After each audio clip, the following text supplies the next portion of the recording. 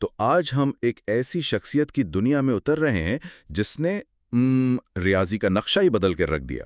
بالکل، اور یہ کہانی صرف حساب کتاب یا فارمولوں کی نہیں ہے۔ سری نواس رامانوجن ہندوستان کے ایک چھوٹے سے شہر سے ایک کلرک، کوئی باقاعدہ تعلیم نہیں، کوئی ڈگری نہیں، اور پھر بھی ان کا ذہن وہ کیمبرج کے بڑے بڑے پروفیسروں سے ٹکرا گیا۔ یہی تو سب سے حیران کن بات ہے۔ ہمارے پاس ان کی زندگی اور کام پر کچھ مواد ہے، اور آج ہمارا مقصد یہی سمجھنا ہے کہ آخر یہ غیر معمولی ذہن کام کیسے کرتا تھا۔ اور یہ کہانی صرف ریاضی کی نہیں ہے، یہ اس بات کی کہانی ہے کہ جب جنون، ذہانت اور تجسس ایک ساتھ مل جائیں تو کیا ہوتا ہے۔ یہ انسانی دماغ کی لامحدود صلاحیت کی کہانی ہے۔ تو پھر شروع کہاں سے کریں؟ ان کے بچپن سے؟ ہمارے ذرائع بتاتے ہیں کہ وہ شروع سے ہی بہت الگ تھے۔ بالکل، کہانی شروع ہوتی ہے 22 دسمبر 1887 کو، جب ان کی عمر کے بچے گلیوں میں کھیل رہے ہوتے تھے۔ رامانوجن زمین پر بیٹھ کر نمبروں سے کھیلتے تھے۔ نمبروں سے کھیلتے تھے مطلب ان کے لیے ہند سے کھلونے تھے۔ وہ گھنٹوں ان کے پیٹرنز اور آپس کے رشتوں میں کھوئے رہتے تھے۔ یہ کوئی شوق نہیں تھا، یہ ان کی فطرت تھی۔ اور اسکول کا وہ مشہور واقعہ بھی ہے جب استاد نے بلیک بورڈ پر ایک بہت ہی لمبا اور مشکل تقسیم کا سوال لکھا۔ ہاں، شاید بچوں کو کچھ دیر مصروف رکھنے کے لیے۔ بالکل، اور رامانوجن نے فوراً جواب دے دیا، پلک جھپکتے میں۔ جی، اور جب استاد نے حیرانی سے پوچھا کہ تم نے یہ کیسے کیا، تو ان کا جواب وہ بہت گہرا تھا۔ انہوں نے یہ نہیں کہا کہ میں نے اسے حل کیا۔ تو کیا کہا انہوں نے؟ انہوں نے کہا کہ میں نے جواب کو دیکھا۔ یہ بہت اہم فرق ہے۔ ان کے لیے ریاضی مرحلہ وار حل کرنے کا عمل نہیں تھا، بلکہ ایک تصویر تھی جو ان کے ذہن میں اچانک واضح ہو جاتی تھی۔ یہ بات مجھے ہمیشہ حیران کرتی ہے۔ ہم سب نمبروں سے کام لیتے ہیں، لیکن ان کے لیے ایک زبان کیسے تھے؟ کیا اس کا مطلب یہ ہے کہ ان کا دماغ ہی ہم سے مختلف طریقے سے بنا ہوا تھا؟ ایک طرح سے ہاں، نیورو سائنٹسٹ آج بھی اس پر تحقیق کر رہے ہیں۔ ایسا لگتا ہے کہ ان کا دماغ قدرتی طور پر پیچیدہ پیٹرنز کو پہچاننے کے لیے ڈیزائن کیا گیا تھا۔ جیسے کسی موسیقار کا دماغ سروں کو پہچانتا ہے؟ بالکل وہی بات ہے۔ جہاں ہمیں بے ترتیب نمبر نظر آتے تھے، انہیں وہاں ایک خوبصورت ترتیب، ایک ہم آہنگی نظر آتی تھی۔ یہ ایک وجدانی صلاحیت تھی جسے سکھایا نہیں جا سکتا۔ لیکن اسی ذہانت کی انہیں قیمت بھی چکانی پڑی۔ یہی دماغ جو ریاضی کے پہاڑ سر کر سکتا تھا، وہ تاریخ اور انگریزی جیسے مضامین میں بری طرح ناکام رہا۔ اور اسی وجہ سے انہیں کالج سے نکال دیا گیا۔ کتنا عجیب ہے۔ یہ صرف عجیب نہیں، یہ ایک المناک تضاد ہے، اور یہ صرف اس زمانے کے تعلیمی نظام کا مسئلہ نہیں ہے۔ آج بھی ایسا ہو رہا ہوگا۔ بالکل، آج بھی ہم کتنے ہی ایسے رامانوجن کھو رہے ہوں گے جو ہمارے معیاری ٹیسٹوں اور طے شدہ نصاب کے سانچے میں فٹ نہیں ہوتے۔ ان کی کہانی ہمارے تعلیمی نظام پر ایک بہت بڑا سوالیہ نشان ہے۔ تو نظام نے انہیں ناکام قرار دے دیا، لیکن انہوں نے ہار نہیں مانی۔ پھر انہیں وہ کتاب ملی جس نے ان کی زندگی بدل دی۔ A synopsis of elementary results in pure and applied mathematics۔ نام سے تو کوئی بہت دلچسپ کتاب نہیں لگتی۔ نام سے بالکل نہیں، اور یہ کوئی جدید کتاب بھی نہیں تھی۔ یہ بنیادی طور پر فارمولوں کی ایک فہرست تھی، بغیر کسی ثبوت یا وضاحت کے۔ کسی اور کے لیے تو یہ بالکل بیکار ہوتی۔ صحیح کہا، لیکن رامانوجن کے لیے یہ ایک خزانے کا نقشہ تھا۔ ہر فارمولا ان کے لیے ایک چیلنج تھا، ایک پہیلی جسے وہ خود حل کرتے تھے۔ یہ کتاب ان کی واحد استاد، ان کی یونیورسٹی اور ان کی ریسرچ لیب بن گئی۔ اور یہ سب وہ انتہائی غربت میں کر رہے تھے۔ دن میں مدراس پورٹ ٹرسٹ میں کلرک کی نوکری، فائلوں کا حساب کتاب، اور رات کو وہ اپنی نوٹ بکس میں کائنات کے راز لکھ رہے تھے۔ میں تصور کرنے کی کوشش کر رہا ہوں وہ اپنے آس پاس کے لوگوں کو کیسے سمجھاتے ہوں گے کہ وہ کیا کر رہے ہیں۔ وہ نہیں سمجھا سکتے تھے، اور یہی ان کی تنہائی تھی۔ تصور کیجئے، آپ کے پاس دنیا کو بدل دینے والے خیالات ہیں، لیکن کوئی بھی آپ کی زبان نہیں سمجھتا۔ انہوں نے ہندوستان میں کئی پروفیسروں سے بھی رابطہ کیا۔ جی، لیکن اکثر لوگوں نے انہیں نظر انداز کر دیا کیونکہ ان کے پاس ثبوت لکھنے کا روایتی طریقہ نہیں تھا۔ وہ سیدھا نتیجے پہ پہنچتے تھے، درمیان کے قدم ان کے دماغ میں وجدانی طور پر طے ہوتے تھے۔ اور پھر 1913 میں انہوں نے وہ خط لکھا جس نے سب کچھ بدل دیا۔ جی، انہوں نے اپنے کام کے کچھ صفحات انگلینڈ میں کیمبرج کے مشہور ریاضی دان جی ایچ ہارڈی کو بھیجے۔ یہ تو سمندر میں بوتل پھینکنے جیسا تھا۔ بالکل، اور ہارڈی کو روزانہ ایسے درجنوں خط ملتے تھے جو عجیب و غریب دعوے کرتے تھے۔ ہمارے ذرائع بتاتے ہیں کہ ہارڈی نے رامانجن کے خط پر ایک نظر ڈالی اور اسے ایک طرف رکھ دیا۔ یہ سوچ کر کہ یہ کسی پاگل کا کام ہے۔ جی بالکل، وہ اسے ردی کی ٹوکری میں پھینکنے ہی والے تھے۔ لیکن پھر کچھ ہوا جس نے انہیں روک دیا۔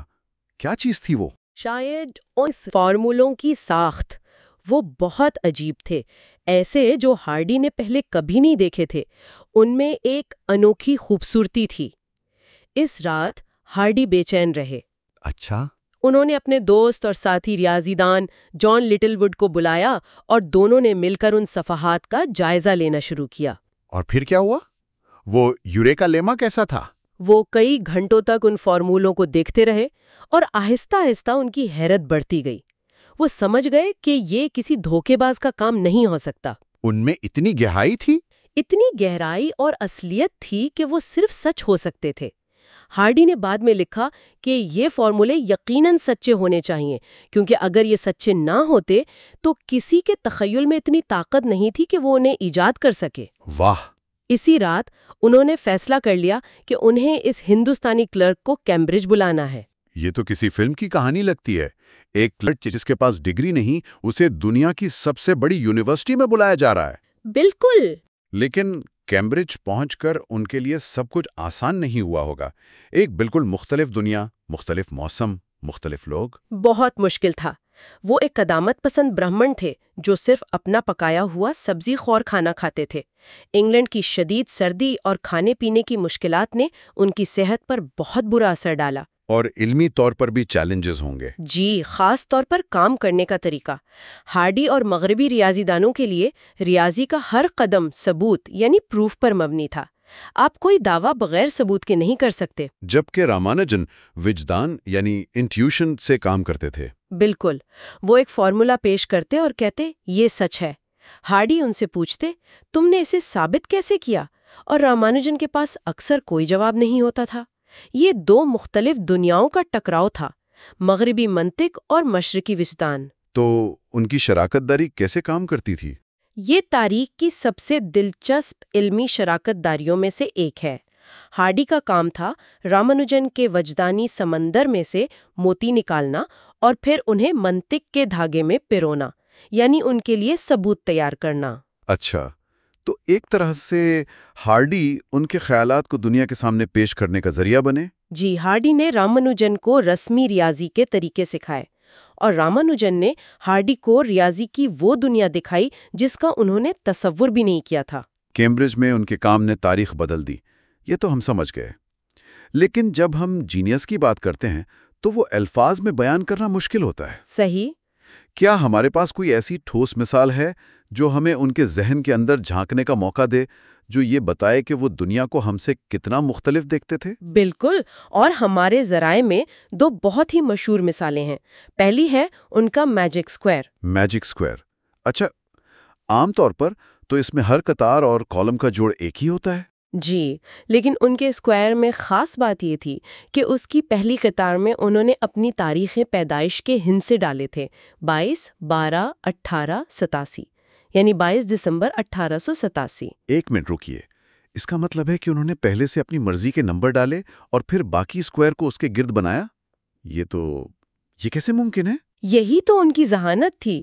یہ تقریباً ناممکن کام ہے، لیکن نہ صرف ان کے اسکوائر کی ہر قطار اور کالم کا جوڑ 139 بنتا ہے، 139؟ بلکہ چاروں کونوں کے ہندسوں کا جوڑ اور درمیان کے 4 خانوں کا جوڑ اور کئی دوسرے مجموعے بھی 139 ہی بنتے ہیں۔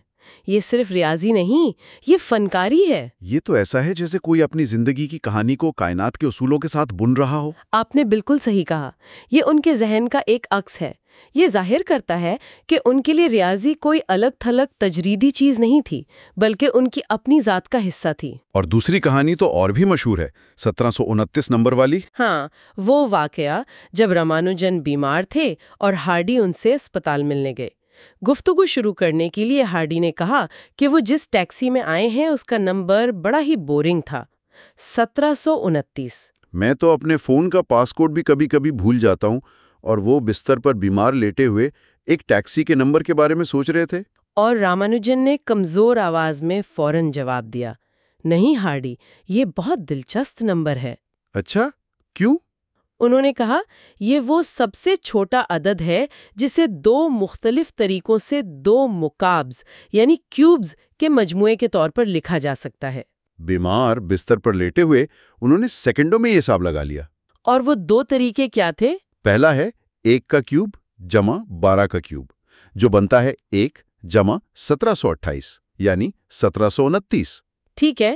اور دوسرا ہے 9 کا کیوب جمع 10 کا کیوب، جو بنتا ہے 729 جمع 1000 یعنی 1729۔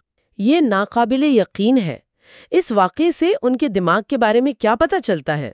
اس سے یہ پتہ چلتا ہے کہ ان کے لیے نمبر بے جان نہیں تھے، وہ ان کے دوستوں کی طرح تھے جن کی اپنی شخصیت، اپنی خصوصیات اور اپنی کہانیاں تھیں۔